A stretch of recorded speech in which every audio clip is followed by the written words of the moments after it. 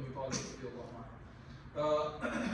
As far as Uthman radiallahu anhu goes, inshallah today we'll talk about the basic information about Uthman bin Affan, including his name, lineage, parents, the titles that were given to him, his birth, and also we'll talk about his, I'll skip the physical attributes, but talk about the marriages and children and siblings, and also his status during the Jahiliyyah, and then how he came to Islam. So in general, like we talked about Umar's life, I'll try to divide the life in a manner that first we talk about his life prior to Islam, then we'll talk about in Islam, in the Meccan era, and then we'll talk about his Medina era with Rasulullah sallallahu, and then we will add a little bit more information about what was his role in the time of Abu Bakr and Umar, Khilafah, and then we'll talk about his era when he was Amir al-Mu'mineen. So today, before we go into that, just a reminder, this is what we started with, right? These are the 10 Affan al-Mubashirun that we are discussing, the one who was given the glad tidings of the Jannah by Rasulullah sallallahu alaihi wasallam. So these 10 were one about one of the hadith that talks about the 10, yeah? But there are many other hadith that talk about other Sahaba radhiyallahu alayhim as well. They were given the glad tidings of the Jannah. For example, a hadith talk about Ja'far bin Abi Talib radiyallahu anhu, talks about Bilal radiyallahu anhu. The Rasulullah sallallahu alayhi wasallam even heard the footsteps of Bilal when he was in Al-Isra al-Mi'raj. And so on and so forth. So it's not that these are the only 10, but these are the ones that one of the hadith which is reported by Rasulullah talks about that. And this is a nice chart. I like this chart because it kind of gives you the lineage of each of those 10, that which part of the tree of the lineage it connects back to the family of Rasulullah sallallahu alaihi wasallam. As you can see, that closest ones are Ali and then Uthman and Zubayr. And then you can see that how like Abu Hurairah bin Jarrah and Sa'id, they are connected to Rasulullah sallallahu alaihi wasallam very far away, many generations. So as far as Uthman bin Affan goes,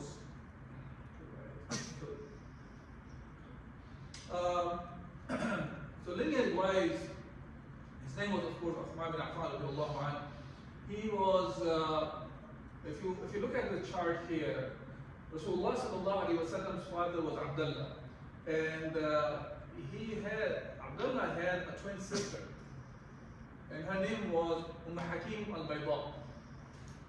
So these two, they were twins, Abdullah and Hakim. From Hakim, she had a son named Quraysh, and from Quraysh, his daughter was Arwa, and from Arwa was Uthman bin Affan radiallahu anhu. So Uthman's mother was basically, or the grandfather Quraysh was, how do I look at that? So he was a cousin of Muhammad sallallahu alaihi wasallam. Yeah. A great grandmother was the sister of Rasulullah's father Affan. Okay.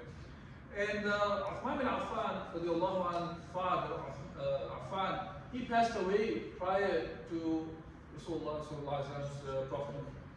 And then Arwa, she married to Walid bin, I'm missing out his name. I'll find it inshallah. Anyways, so as far as father and mother goes, the mother was Arwa, and the father was Affan. And his mother, Arwa, she did become Muslim later on, and she lived until the time of Uthman bin Affan was the Khalifa, and she passed away, and Uthman bin Affan himself was the one who buried his mother. Okay. So Uthman's father, Affan bin Abi As, as I said, he died during the Jahiliyyah. As far as his title goes, he had the kunya of Abu Amr. And when we say kunya means that your oldest son's name you go by. So somebody was a son named Amr, then the eldest son, then his father's kunya or the title would be Abu Amr. So in the Jahiliyyah, Uthman's eldest son was Amr at that time, and later on when he married the daughter of Rasulullah Ruqayya, radiallahu anha, from her he had a son named Abdullah, and hence he was referred as Abu Abdullah as well later on. He married to Ruqayya, and then later on he also married the second daughter of Rasulullah sallallahu it was Kulthum radiallahu anha. Uthman was, because of this attribute that he married two daughters of Rasulullah sallallahu alaihi wasallam, he is referred as Dhun Nurayn as well.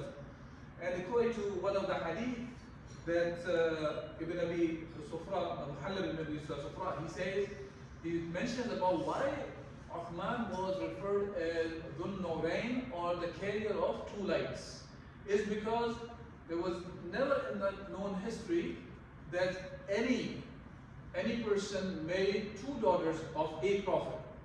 So he was the only person who married two daughters of a prophet, which is Muhammad sallallahu alaihi wasallam in this case. Hence, he was referred as Dhun Nurayn, or the carrier of two noors, or two lights.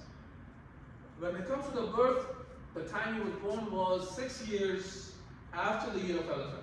Remember, we talked about this in last semester as well, that how the time or the calendars work in general. Because in the time of Umar, that the Muslims actually started the calendar, the Islamic calendar, or the Hijri calendar, because the Muslims were looking for how to measure the years, or tell which years, a day or a month, that was referred in a document. So always when it comes to the calendars are always linked to important events of the history.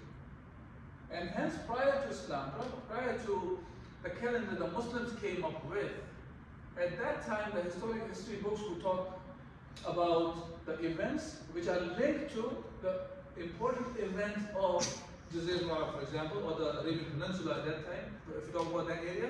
So they used to link it back to the year of elephant.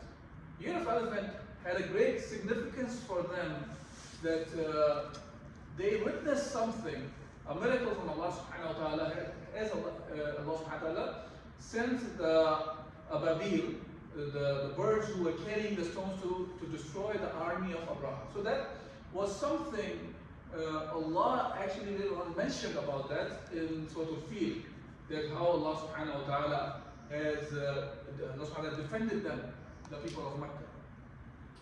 Anyways, so because of that, you find the history books talk about the birth of many people linked to the year of elephant, especially prior to the prophethood. And then Islamic books now we discuss things like this. If somebody was born the year of prophethood, or after how many years of the prophethood, or when the person came to Islam, they link it back to the year of the prophethood. And then, of course, we know in the time of Umar, when it was decided that Hijrah should be the one that marks the beginning of the calendar of Muslims, because Hijrah was one of the most important events of not only the history of the Muslims, but the history of the mankind, because that really saw a shift in the world, even if I call it world politics, because they saw something that came into power when Rasulullah migrated from Mecca to Medina, and gave its honor, if you want to call it, as Umar al-Khattab mentioned as well, that he said that we used to be the most disgraced people, and then Allah subhanahu wa ta'ala honored us with Islam. And he said, whosoever wishes, or if you wish to gain honor by anything but Islam, Allah will disgrace us. Okay? And unfortunately, this is what we are seeing today, because we as Muslims, we have, as an ummah at this point wherein we see that Islam has been put into shelves and is not really used as a way of life that should be implemented. The one that gave the honor to those Bedouins who were living in the Arabian Peninsula, to the point that they became the rulers of the world at one point. And it's not the issue of the Arab being the rulers, or that race or this race became the rulers. It's the issue is It is, they were ruled by what Allah, the creator of the heaven and the earth, revealed, and that really gives the people the true meaning of happiness in this dunya, and of course the success in the akhirah as well. Okay, going back, so he was born in Taif, and he was about 5 or 6 years younger than Rasulullah sallallahu alaihi wasallam. As we know that whenever we talk about the birth of Rasulullah sallallahu alaihi wasallam, we say that he was born 6 months after the incident of the year of the incident of the elephants, or the year of the elephants. Okay. As far as, let's talk about that quickly. As far as physical attributes goes, he was not short, not tall. He was soft skinned as mentioned, and with a huge thick beard. Big bone, broad shoulder, with thick hair on his head, and he used to dye his beard with saffron or zafran. And there are different reports talk about his attributes. And this is something interesting also. In general, we don't talk about these things, yeah, because that's not really the most important thing. Even though just to recognize a person, we have to know the attributes of the person, what the person looks like. But when you go back to the history books and stuff, you normally find what those people have done in their lives. Yeah? Today, if we want to talk about people, because the kind of a lifestyle people have today and the system that is implemented over the world, people try to gauge each other by capital. And if you ask somebody, so what do you do? Right away, the first thing that people start telling you is what he does for earning money. And hence, that's the biggest thing for people to be recognized by. But when we look at the lives of Sahaba, it's not the money, it's not the physical attributes or something, unless it is just used for the sake of Allah subhanahu wa ta'ala. So everything was revolved around Allah subhanahu wa ta'ala, around the deen of Allah subhanahu wa ta'ala, around Islam. And today, because Islam is not in the picture that way, that we are living according to Islam, so we tend to also not realize that sometimes, that how we recognize each other. Yeah? Even in the school, the most important thing for people to talk about is what is your major. Yeah? They will ask you what your major is. And even then, people are trying to figure out, oh, okay, how much money he's going to make or she's going to make. See that? How the mentality works of the human being. While in the case of Sahaba, as I said, even the physical attributes we don't know many of them. Many of them we don't know what was their way of earning, for example. But the things that we know and which remain with us is, in reality, is what they did for sake of Allah. Okay. All right, moving back to continuing on to the rest of the life of Uthman. When it comes to his marriage, the children, he had he was married 8 times, and he had quite a few children. I don't remember what's mentioned there. Okay. So 8 wives, 17 children, 10 sons and 7 daughters. It's just a chart. Uthman married, as I said, the daughter of Rasulullah sallallahu alaihi wasallam, Ruqayya radiallahu anha. And from Ruqayya, he had the son Abdullah. The Abdullah also passed away. He was very young, 4 or 5 years old in Medina. Ruqayya also passed away. Actually, she passed away before Abdullah passed away. Ruqayya passed away after Badr. Actually, during the Badr time. Because Rasulullah ﷺ was away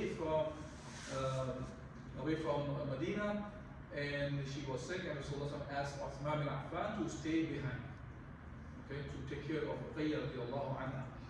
And when we will talk about the life of Uthman in general, most of the time people think as if Uthman's life, especially when he became the Khalifa, it was nothing but the fitan, nothing but the different kind of tribulation the Ummah was going through.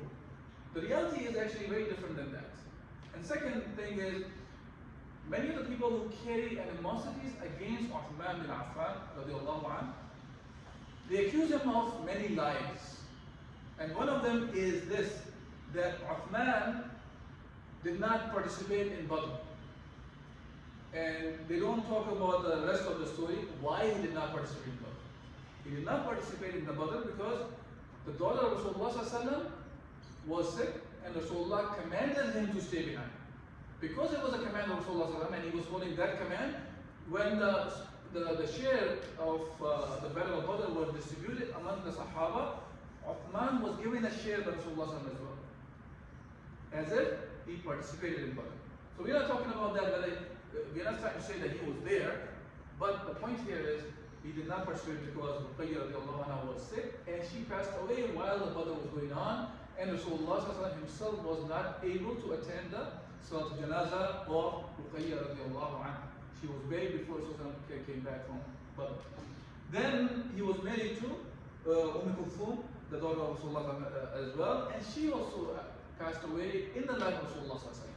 So both these daughters who were married to Uthman radiallahu anhu, both of them died while Rasulullah was alive. Yeah. Okay, and then he was also married to Fakhida bint Ghazwan, who was a sister of Governor Utbah bin Ghazwan. And she gave birth to Abdullah, and he had multiple sons named Abdullah. Hence, you find that this one is referred as the Abdullah the younger one. Okay. Similarly, you find, if you remember at the time of discussing Umar al-Khattab, he had multiple sons whose names were Abdurrahman. Okay. And this is one of the, I guess, something linked to the hadith of Rasulullah because Rasulullah mentioned about two of the names of the kids to be given, Abdullah and Abdurrahman, and hence you find many of the Sahaba's name or the children named were Abdullah or Abdurrahman. Okay, Amr bin Jundub al-Azdiya, and she had 5 children with Uthman bin Affan: Amr, Khalid, Umar, Maryam, and Aban. Amr is the one who narrated the hadith from Uthman bin Affan and Usama bin Zayd. See, these are the attributes they try to mention about the children this way, that how much they were connected to Islam, even when they were reporting the hadith of Rasulullah sallallahu alaihi wasallam. Okay, and also about him that he married Ramla bint Muawiyah ibn Abi Sufyan, and he died 80 years after the Hijrah. Besides that, he had the kids Khalid, Umar, Maryam, and Aban. Aban is the one who became a leading scholar and a faqih. And he was known by the kunya Abu Sa'id. And he was also the governor of Mecca for 7 years during the Khilafah of Abdul Malik ibn Marwan. Now, that's another aspect of Uthman that we will talk about, that Uthman was also accused of nepotism. Nepotism meaning that many of his family members became governors or high posts in the government during the time of Uthman bin Affan, which is also, in reality, is not completely true. But Umayyah was a very big tribe, and even in the time of Rasulullah himself assigned governors from Banu Umayyah. And some of them were just, Uthman reassigned them to be governors. But anyways, when we get there, inshallah, we'll talk about that as well. One of the famous hadith which is reported by Aban is the one that talks about the dua that Rasulullah sallallahu alaihi wasallam he suggested for the people to make either in the early in the night time or early in the daytime, which is say that if anyone if he says if awwal yawmi or if awwal layla, the beginning of the day or beginning of the night, if he says Bismillah alladhi la yadurru ma'a ismihi shay'un fil ardi wala fis samai wa huwa as-sami'ul alim. If he says that 3 times, which means is actually in the name of Allah, with whose name nothing on earth or in heaven can cause harm. He is the all-hearing and all-knowing. If he says 3 times, the hadith says nothing will harm him during the day or the night. This hadith is reported by Imam Ahmad in his Muslim. Other married children of Uthman was Fatima ibn Walid, ibn Abd Shams, ibn al-Mughira al-Makhzumiyah. And she gave birth to al-Walid, Sa'id, and he became the governor of Khurasan, and Sa'ad as well. Other wife was al-Banin. She was the daughter of Uyayna bint Hasan, and she gave birth to Abdul Malik, and that child died when he was a child also. Ramla bint Shayban is another one, a wife of Uthman bin Affan. She became Muslim, and she's the one who gave pledge of allegiance to Rasulullah sallallahu alaihi wasallam, and she gave birth to Aisha, Aban, and Amr. And Naila bint Farafisa, she was another one who was the daughter who was married to Uthman, and she gave birth to Ambasa and Malik. There's the ninth one which is mentioned, as he said there were 8 wives, right? The ninth one, which is referred as Walad. And in translation only you find the word concubine, or the female slave that he had. The books do not talk about her name, it's only referred as Walad. Walad is a term which is used in the fiqh if a person who had a relationship with the female slave, or in that case, if she gave birth to a child, then the mother becomes automatically free after the death of the one who was a master. Okay? Now, because of the American history of slavery, the moment we use the term slave, all sorts of antennas go up, and people start thinking, oh, Islam talks about slavery, or Islam enslaves the people, and this or that. I would highly recommend people to go back and study about what Islam talks about slavery. Okay? First of all, Islam came and Islam basically eradicated the slavery. Okay? Number one. Number two, and because the slavery existed, Islam dealt with that issue of slavery and gave the rights to the people who were enslaved by the masters, and in a very short period of time, most of the people were free, and they were given, even the ones who were given freedom, they were given same status as anybody else. Okay? And even the slavery was done in a manner that there were rights for the people. And by the way, this Walad is one thing. There's another terminology which is in slavery that you find in Islam is it's called makatab. Makatab means a person who has a written contract with the master that he will pay him off the amount that the master, for example, he bought it for, or whatever amount they agreed on for his freedom. But it shows that the slave is working on his own to make the money also, while he was a slave at that time. Okay? And they have the rights. They were not treated as inhuman or something, non-human or something. Okay, they had the rights. And if the child is born out of this kind of situation from a female slave, the child inherits from the father as well. He's a child. And any children that comes out of the slave, they are free by default. Not like slavery that West talks about, in which people are hunted down to become slaves. What's called North Atlantic, what's the terminology they use? North Atlantic slavery. So when they used to bring the slaves in hundreds and thousands, and then they put them in the market, and then put the price on them, and then they continue to oppress them, chain them, and do not allow them any kind of rights, even to call them as 3/5 of the humans, and whatsoever was done in the West. It's completely different than when we are talking about slavery. I'm not saying by this mentioning that as if I am saying enslaving people is something good or something. That's not the idea. The idea is to understand that when we are studying about what happened in the time of Rasulullah or in the Islamic era, the word slavery has very different meaning than what we see in the history of the West. Okay? And if there's any question, inshallah, we can talk about that further after the talk is over, because this is not the subject. The subject is about Affan. Since this came up, this is why I want to just mention something here. Okay, when it comes to his siblings, as I mentioned, Uthman's parents were Urwa and Affan, But Affan passed away when Uthman was young, and it was prior to Rasulullah's prophethood. And Urwa then made Uqba, that's the name of him. So Uqba bin Abi Mu'ayt. And he was a staunch enemy of Rasulullah, by the way. Okay? So, and he was killed in the Badr, but Uthman also had half brothers and sisters from Uqba bin Abi Mu'ayt as well.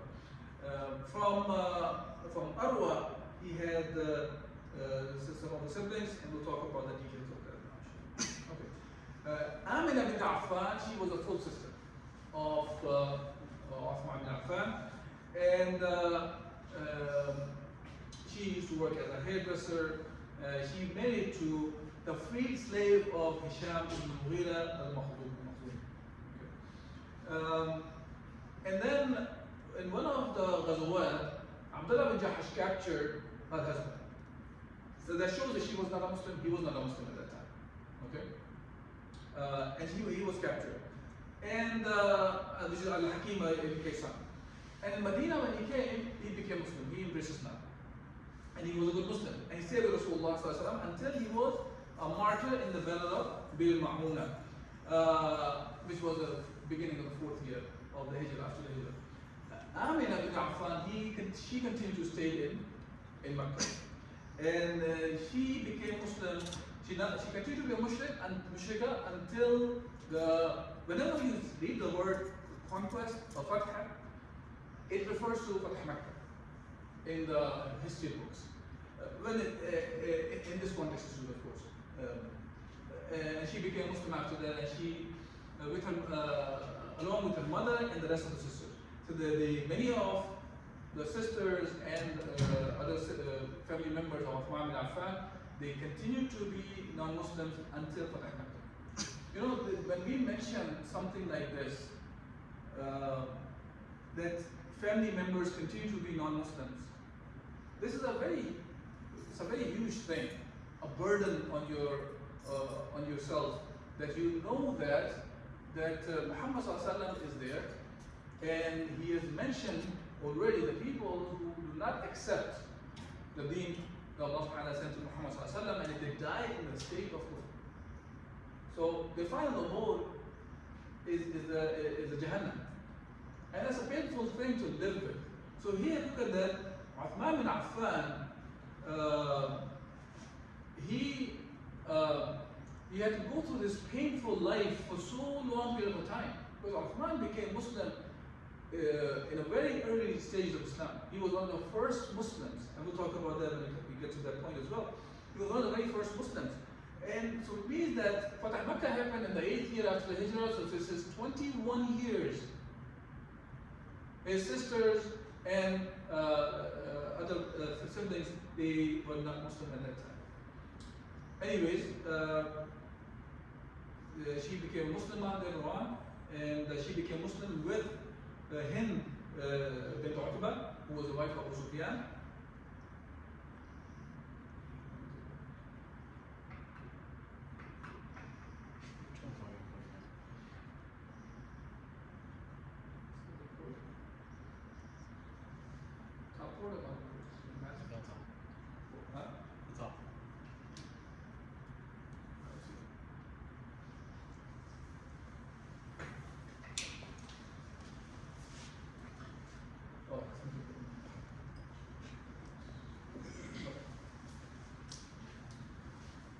His other half brother was Walid ibn Uqba ibn Mu'ayt.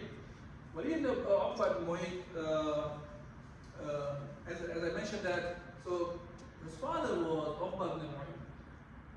His father who died in Battle of Badr, he was killed in Battle of Badr. He was a kafir. He was one of the biggest enemies, if you want to call him, within the Mecca.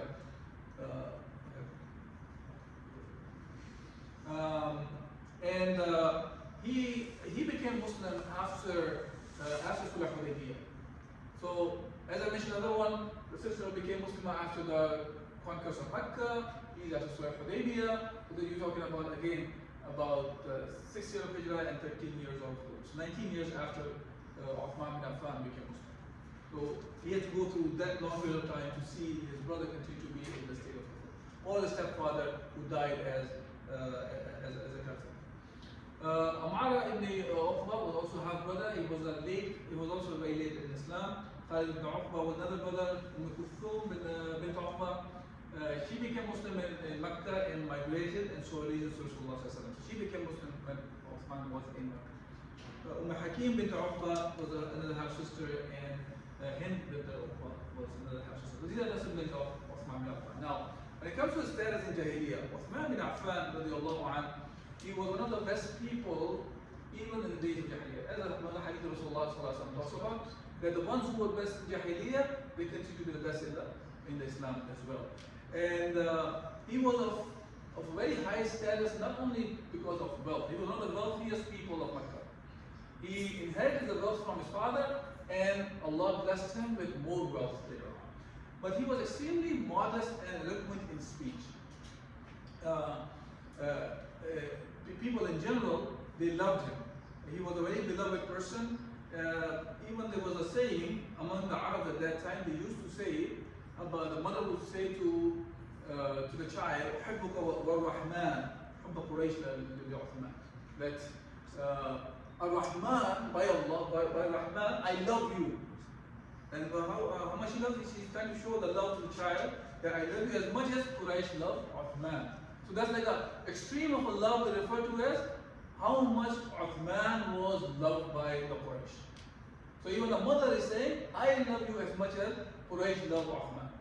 So this is how much Uthman bin Affan was a beloved person. He traveled to Syria and Syria, Habasha, and he was mixed with Arab and non-Arab people, so he was exposed to many different kinds of cultures, and he learned about things, about different civilizations, different customs, and so on and so forth.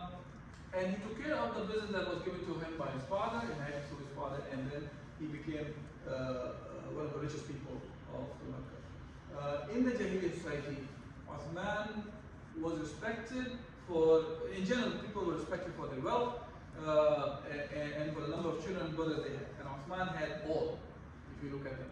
He had lots of children, he had wealth, he had family, and he was one of the pious people even during the days of Jahiliyyah. I think I forgot to mention here. Okay. In the Jahiliyyah even, Uthman bin Affan was one of those personalities who never worshipped idols. Even in the Jahiliyyah. He recognized that this is not something worthy of worship. He never drank in Jahiliyyah or Islam, even though for a long period within Islam, drinking was allowed. And then the khamra was made haram later on. But Uthman never drank in Jahiliyyah, Islam, when it was allowed or when it became haram. One of the stories that Uthman mentioned was he saw a man who was drunk. And he took, the guy who was drunk, he was about to eat the dung of a camel. He picked it up, he smelled it and threw it away. But Uthman realized that takes away the thinking of a human being. At that age, he said, okay, he will never go for something that makes a human being that low. And you guys, the campus is in downtown. I don't want you to go and check out what happens Saturday nights or Friday nights in downtown. But in general, the brothers, especially I know of, who have worked during the night times on the weekends, they will tell you the stories they're horrible stories. When people are drunk and you find them sleeping on the sidewalk, they don't know where they're at, or they will just take a cab home and they don't even know where they ended up. And all those sorts of horrible stories you hear about the people who are not in their senses. And subhanAllah, Shaitan is very well aware of how to misguide the people, because look, this mind is the thing that made Adam alayhi salam, or the children of Adam, different from the other creation. And Shaitan, he attacks the human beings, or insan in general, in a manner, he wants to take away this thinking capability of a human being away. And once you take the thinking away, there's nothing left. Yeah? And this is what happens when people are high or they are under drug, what are they doing in reality? What they're doing is they want to suppress their thinking because of kind of a lifestyle people are living in, that they think that this is something better. If they start thinking about all the worries they have, so now they are high, they are above all. They're not above all, they are actually become the horse of the law when they drink. Okay, is coming of Islam, inshallah, is going to be quick or... I think we can talk about the coming of Islam next week because we're running out of time. If there's any questions or comments about the subject I covered today, I'd like to address that first. Okay? We'll stop here. We'll talk about this coming of Islam next week. Any questions?